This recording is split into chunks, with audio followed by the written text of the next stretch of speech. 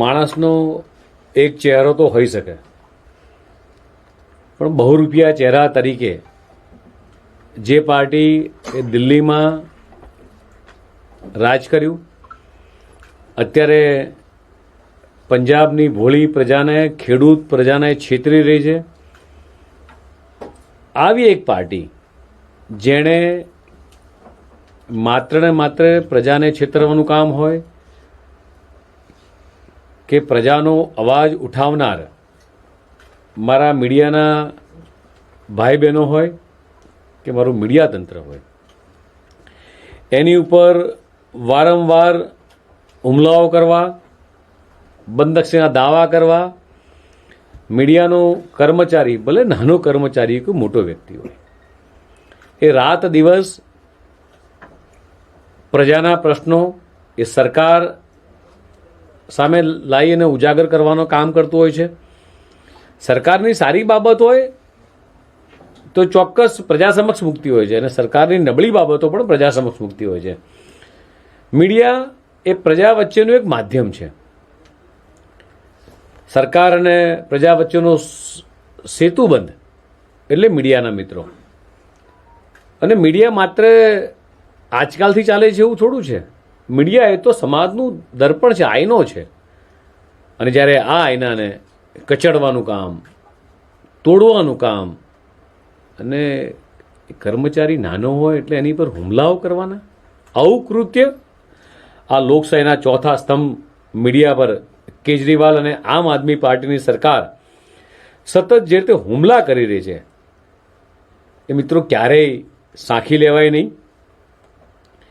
સાચી ખબર ચલાવે અને પ્રકાશિત કરે એની પર રેડ મારવાની, એફઆરઆઈ નોંધવાની, એની પર દબાણ કરવાના, આ તો ક્યાંની રાજનીતિ છે?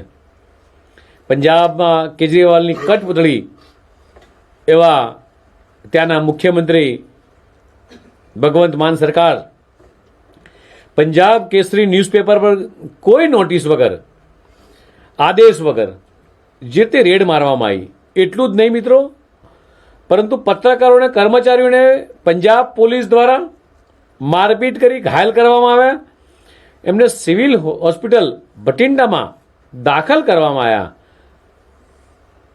આ હુમલો એ ન્યૂઝપેપરનો હુમલો કરતા એક લોકશાહી પરનો હુમલો અને ભારતીય જનતા પાર્ટીના અધ્યક્ષ તરીકે સખત શબ્દોમાં અને નિંદા કરીએ છીએ. જલંધરની સ્થિતિ અને સુરાની પ્રિન્ટિંગ પ્રેસમાં પ્રદૂષણ નિયંત્રણ બોર્ડના ઉચ્ચ અધિકારીઓ અને કર્મચારીઓ પોલીસ બળ સાથે જબરજસ્તી અંદર ઘૂસ્યા અને અખબારના કર્મચારીઓ સાથે મારપીટ કરી. અંદરના ગેટનું તાળું તોડી નાખવામાં આવ્યું અને ગેરકાનૂની રીતે કર્મચારીઓની મિત્રો અટકાયત કરવામાં આવી. આ ક્યાંનો ન્યાય છે? આજે તમે બધા જે મીડિયાના મિત્રો બેઠા છે, મારે તમને પૂછવું છે કે આ ક્યાંનો ન્યાય છે?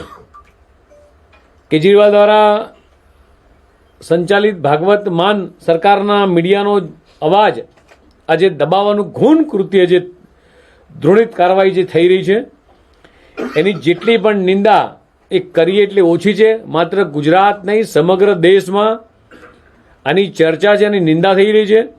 આ અગાઉ પણ ઘણી વખત મીડિયાનો અવાજ દબાવવાની કોશિશ કરવામાં આવી હતી. 10 વર્ષ પહેલાંની વાત કરું તો જ્યારે કેજરીવાલ પોતે સરકારમાં હતા ત્યારે સરકાર સામે કોઈ પણ એ મીડિયા કે પત્રકાર એ લખશે તો તેની સામે બદનક્ષીનો દાવો અને કેસ કરવાનું સેક્શન 499 અને 500 આ બદનક્ષી સરકાર થઈ છે. અને કોઈ પણ સરકારના અધિકારી આવું કરે તેનું ફરમાન એ વખતે કેજરીવાલની સરકારે બહાર પાડ્યું હતું. 2 નવેમ્બર 2025ની અડધી રાત્રે કેજરીવાલના ઇશારે પંજાબ પોલીસે પંજાબમાંથી છપાતા તમામ સમાચાર પત્રોની પ્રેસ વાનને ગેરકાનૂની રીતે જપ્ત કરી, ડ્રાઈવરોના મોબાઈલ છીનવી લીધા, અનેક લોકોને બંધક બનાવ્યા. સમાચાર પત્રોમાં કેજરીવાલ વિરુદ્ધ છાપનાર જે સમાચાર છપાય છે એને મિત્રો આવા છાપાઓને બાળી નાખવાનું ઘૃણ કૃત્ય કર્યું છે. આપણે કલ્પના કરીએ કે લોકશાહી પર કાળો ડાઘ નહીં તો આ બીજું શું છે? અને શેના માટે આટલું બધું ઘોર કૃત્ય કરવાનું અને શેના માટે મીડિયાનો અવાજ દબાવવાનો? પંજાબની ભાગવંત માન સરકારે કેજરીવાલના આદેશ પર પંજાબમાંથી પ્રસિદ્ધ થતા પંજાબી અખબાર અજીત ગ્રુપ પર જે રીતે હુમલો કર્યો, તેના પર જે રીતે FIR કરી, જે દબાણ બનાવ્યું, કદાચ ક્યારેય આ ભારતના ઇતિહાસમાં ના બનેલી ઘટનાઓ આ આપ સરકાર પંજાબની અંદર કરી રહી છે. આમ આદમી પાર્ટી સરકારે પંજાબમાં યુટ્યુબ પર રેડ પાડી, એની પર FIR કરી.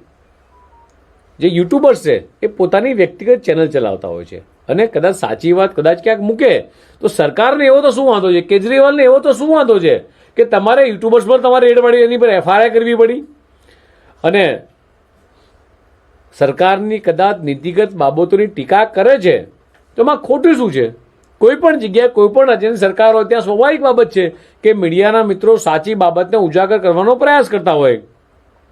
જ્યારે પણ ભારતીય જનતા પાર્ટીની પ્રેસ કોન્ફરન્સ થાય, તેમનો કોઈ પણ ઇવેન્ટ થાય, ત્યારે આ ડરપોક કેજરીવાલની સરકાર દ્વારા એ પંજાબ પોલીસનો ઉપયોગ કરી આ તમામ મીડિયા હાઉસ પર એ દબાણ બનાવવામાં આવે છે કે એને લાઈવ નહીં કરવાનું, એની કોઈ ખબર એ પ્રકાશિત ના થવી જોઈએ.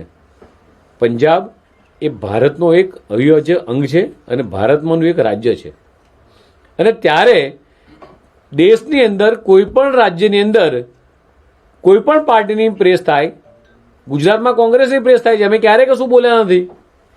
આજે કેજરીવાલ છે, અમે એક પણ મીડિયા નથી કે તમે ત્યાં ના જશો ભાઈ, કે એની ખબર ના છાપશો. પણ અનનેસેસરી દબાણ ઊભું કરી, પ્રેશર ઊભું કરી, મીડિયાના મિત્રોને હર હંમેશ દબાવવાનું કામ આજે કરી રહી છે આપ સરકાર, જે કેજરીવાલ કરી રહ્યા છે, આનું પરિણામ એમને ભોગવવું જ રહ્યું. કેજરીવાલના દબાણમાંથી પંજાબની આમ આદમી પાર્ટી એ સરકાર દ્વારા જે રીતે પંજાબના તમામ મીડિયાના સમૂહ પર જે રીતે અત્યાચારો થઈ રહ્યા છે, આ ખરેખર અન્યાયજનક છે. અને મીડિયાના માધ્યમથી તમામ મિત્રોને હું કહીશ કે આ અવાજ એ પ્રજા સુધી પહોંચવો જોઈએ, છેક દિલ્હી સુધી, પંજાબ સુધી અવાજ પહોંચવો જોઈએ કે કઈ રીતે આ કેજરીવાલ અને ભાગવત માન સરકાર એ મીડિયા ઉપર જે રીતે હુમલો કરી રહ્યા છે અને જે રીતે અત્યાચાર કરી રહ્યા છે, આને ક્યારેય સાંખી લેવાની. જે રીતે કોંગ્રેસે ઇમરજન્સી દરમિયાન કોંગ્રેસ દ્વારા મીડિયા પર જે રીતે હુમલા થયા હતા, એ હુમલાની યાદો મિત્રો આજે તાજી કરાવે છે. જનતાના ધનનો એ દુરુપયોગ કરીને કેજરીવાલ દ્વારા પોતાના વ્યક્તિગત સુખ માટે, મને તો એ ખબર નથી પડતી કે તમારે ત્યાં પંજાબ અહીંથી એટલું દૂર છે ગુજરાતથી, પંજાબ અને ગુજરાતના ચોક્કસ વેપારીગત સંબંધો હશે, પણ પંજાબ સરકારની આટલી મોટી એડ એ ગુજરાતમાં છે, એના માટે તમારે આપવી પડે છે. તમે એટલા પૈસા એ પ્રજાના કામમાં ઉપયોગમાં વાપરો ને ભાઈ.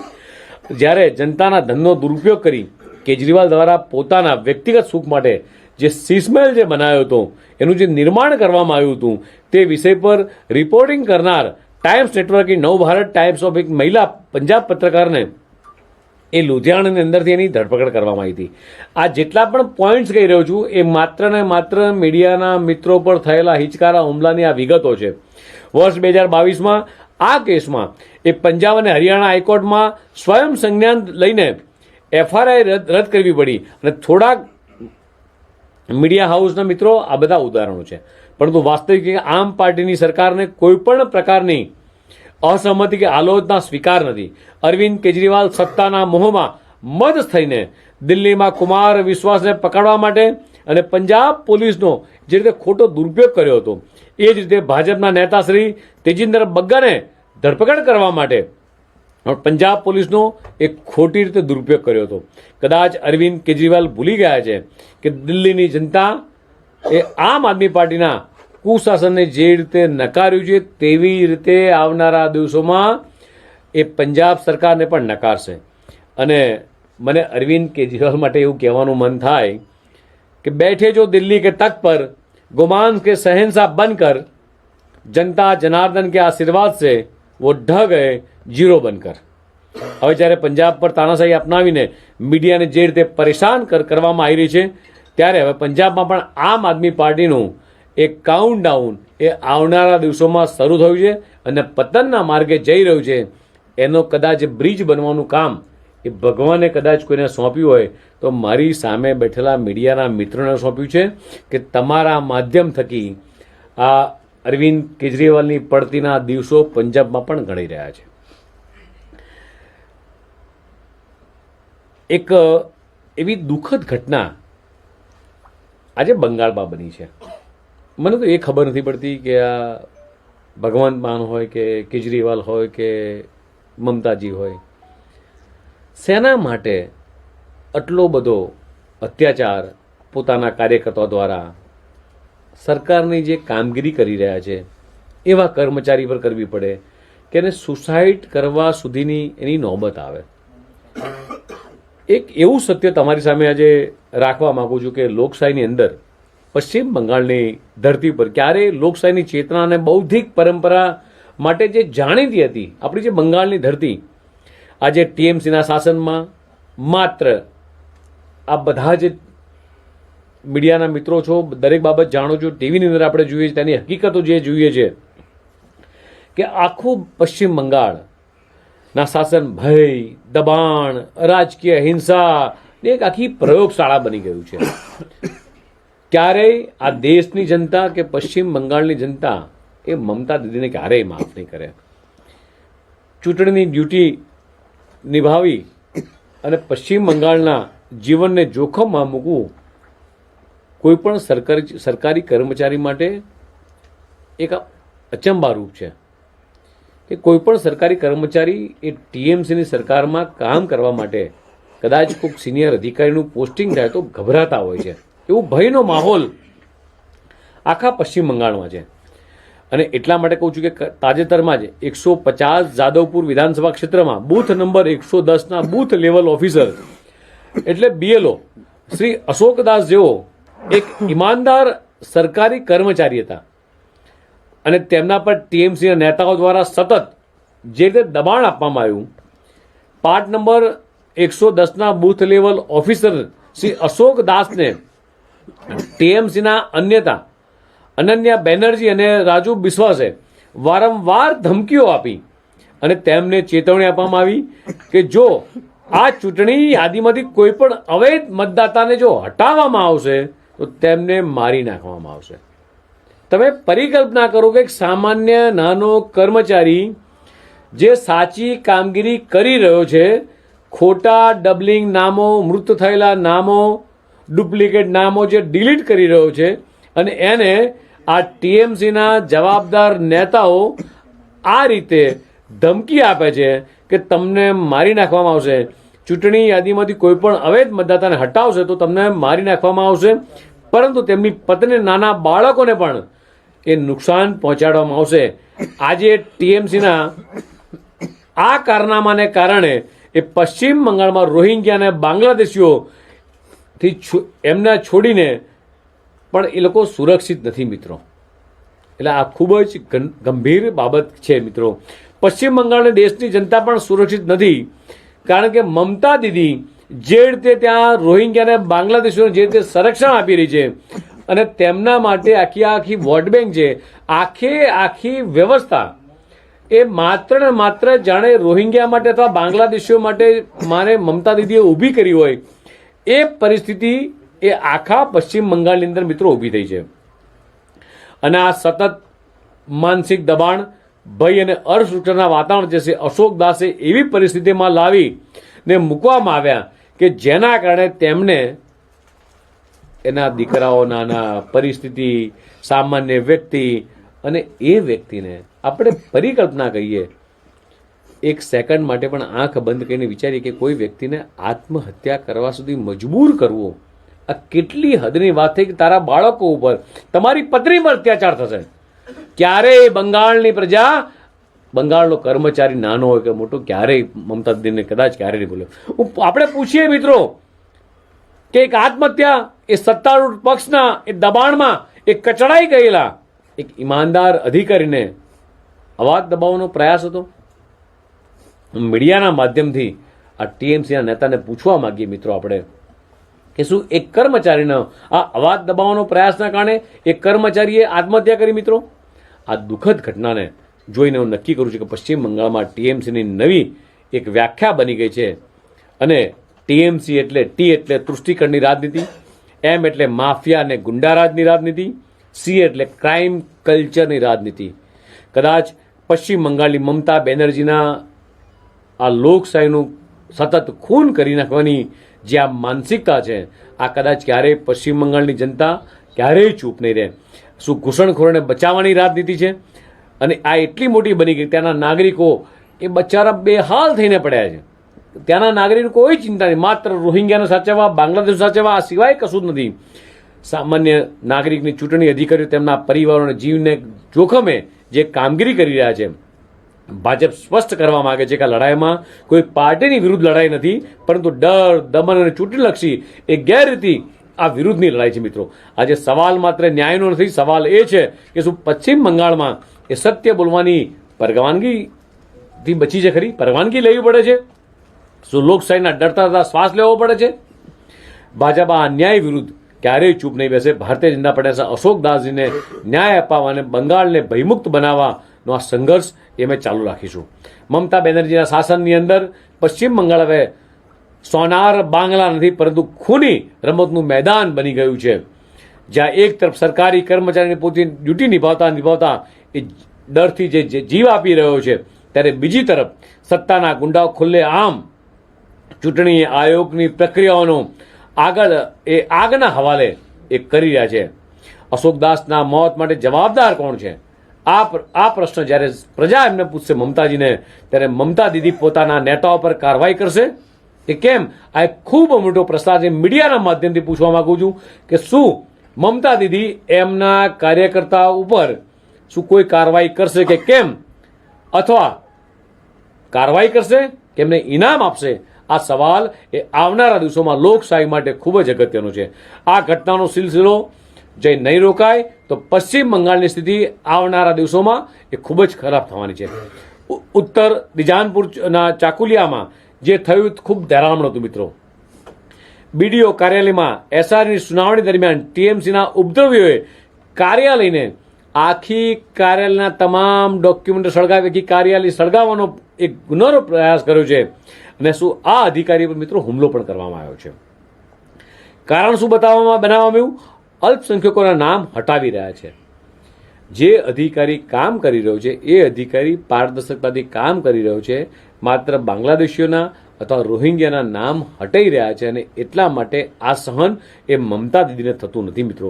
ટીએમસીની ગેરકાનૂની ઘૂસણખોર અને ખોટા મતદારોને દમ પર જે તે ચૂંટણી જીતવા માંગે છે, અને જ્યારે ચૂંટણી આયોગ આ ફરજી નામોને હટાવવાની પ્રક્રિયા શરૂ કરે ત્યારે ટીએમસીના હિંસા પર ઉતરી આવી છે. અને આ હિંસા એ આખા દેશ માટે, આખી લોકશાહી માટે એ ખૂબ જ શરમજનક ઘટના છે. તૃષ્ટિકરણની રાજનીતિનો સૌથી ભયાનક ચહેરો કોઈએ જોવો હોય તે પશ્ચિમ બંગાળની અંદર છે મિત્રો. આ વોટ બેંકને બચાવવા માટે આખા સંવિધાનની ઢાંચાને આગ લગાવી દેવામાં આવી છે. પશ્ચિમ બંગાળમાં વર્ષોથી મતદાર યાદીમાં લાખો ગેરકાનૂની નામોના આરોપો લાગતા હોય છે. અનેક રિપોર્ટ જણાવે છે કે 2011થી 2019 વચ્ચે બંગાળમાં જે ઘૂસણખોરોની સંખ્યામાં જે વધારો થયો છે, ટીએમસીએ વર્ષોથી રોહિંગ્યા અને બાંગ્લાદેશીઓને જે સંરક્ષણ આપીને તેમના નામે જે વોટ બેંક ઊભી કરી છે, અને આખી વોટ બેંકમાં લોકોને ફેરવી નાખ્યા છે. પશ્ચિમ બંગાળમાં અવૈધ બાંગ્લાદેશી ઘૂસણખોરોને ઢાંકવા, સાચા નામો જોડવા અને દરેક યુવાનને મત આપવાનો અધિકાર આપવાના હેતુથી એ ચૂંટણી આયોગ જે તે એસઆરની પારદર્શક પ્રક્રિયા ચલાવી રહ્યું છે. પરંતુ દીદીને આ કતેય માન્ય નથી, અને દીદી તેમની પાર્ટીને આનાથી ખૂબ તકલીફ થઈ રહી છે. અને આજે બંગાળમાં ફેક આઈડી રેકેટ જે સક્રિય થયું છે, આ દેશદ્રોહી તત્વો 10,000 રૂપિયા લઈ 10,000થી લઈ અને 10 લાખ સુધીમાં એ રાષ્ટ્રીયતાને એ ઓળખને વેચી રહ્યા છે. મીડિયાના મિત્રોના માધ્યમથી હું ટીએમસીના નેતાને પૂછવા માંગુ છું, આ ક્યાંની લોકશાહી છે? શું તમારા ત્યાંના કાર્યકર્તા એ રૂપિયા લઈ અને રાષ્ટ્રીય ઓળખને વેચી રહ્યા છે? બંગાળની સુરક્ષાને ધ્યાનમાં લઈ કેન્દ્ર સરકાર રાષ્ટ્રીય સુરક્ષાના હિતમાં એ સીમા પર વાટ લગાવવા માટે રાજ્ય સરકાર પાસેથી જમીન માંગી, પરંતુ ટીએમસીએ સહયોગ કરવાનો ઇનકાર કર્યો. મિત્રો તમારા બધાના માધ્યમથી આ તમામ બાબતો એ પ્રજા સુધી ઉજાગર થાય એ દિશામાં આપણે કામ કરવું જોઈએ. તૃષ્ટિકરણની રાજનીતિનું સૌથી ખતરનાક ઉદાહરણ એ મમતા સરકાર દ્વારા બાંગ્લાદેશની સીમા પર 72 સંવેદનશીલ સ્થળોને એ બોર્ડર ફેન્સિંગ માટે જમીન આપવાનો ઇનકાર કર્યો. આ તમારા માધ્યમથી પ્રજા સુધી પહોંચે એટલા માટે મિત્રો. હવે ઘૂસણખોરીને ખુલ્લું નિયંત્રણ આપે છે. રાષ્ટ્રીય સુરક્ષાની કિંમતે એ વોટ બેંક સાધવામાં જાય છે, જે તે માત્ર નિષ્ફળતા નથી પરંતુ દેશની સર્વમહોત્તા સામે જ્યારે રમત રમાઈ રહી છે ત્યારે મમતા સરકારનો વર્ણન દર્શાવે છે કે તૃષ્ટિકરણની આ રાજનીતિ આગળ દેશની સુરક્ષા પણ તેમના કોઈ મહત્વનું એ ધરાવતી નથી. મમતાજી, આજે આખો દેશ તમારી પાસેથી આ જવાબ માગી રહ્યો છે કે આ ક્યાંની લોકશાહી છે. શું અશોક દાસની પત્ની અને અનાથ થયેલા બાળકોને ન્યાય મળશે? શું તમે નેતાઓને તમારી પાર્ટીમાંથી કાઢશો કે જેમણે એક સરકારી કર્મચારીને આત્મહત્યા કરવા માટે મજબૂર કર્યા છે? શું પશ્ચિમ બંગાળમાં હવે પછીની ચૂંટણીઓ એ સ્વતંત્ર પ્રક્રિયાનું એ પાલન કરવું એ મોતની સજા બરોબર છે? જ્યાં સુધી તમે વોટ બેંક માટે બંગાળને આરગતાથી આગમાં જોગતા રહેશો, પશ્ચિમ બંગાળ આજે ન તો લોકશાહીની સુરક્ષિત છે, ન તો લોકશાહીની વ્યવસ્થા, અને તે લોકો લોકશાહીની વ્યવસ્થાને ચલાવે છે. મિત્રો, લોકશાહીની હત્યા સામે બરદાસ્ત ક્યારેય આ ભારતની પ્રજા કે પશ્ચિમ બંગાળની પ્રજા નહીં કરે. આપના માધ્યમથી હું ચોક્કસ આ મમતાજીના અને એમના કાર્યકર્તાઓને સખત શબ્દોમાં વખોડીએ છીએ અને મમતાજી પાસે જવાબ માગીએ છીએ કે શું તમે આ ટીએમસીના કાર્યકર્તા પર પગલાં લેશો? Thank you. અહીંયા એક વિડીયો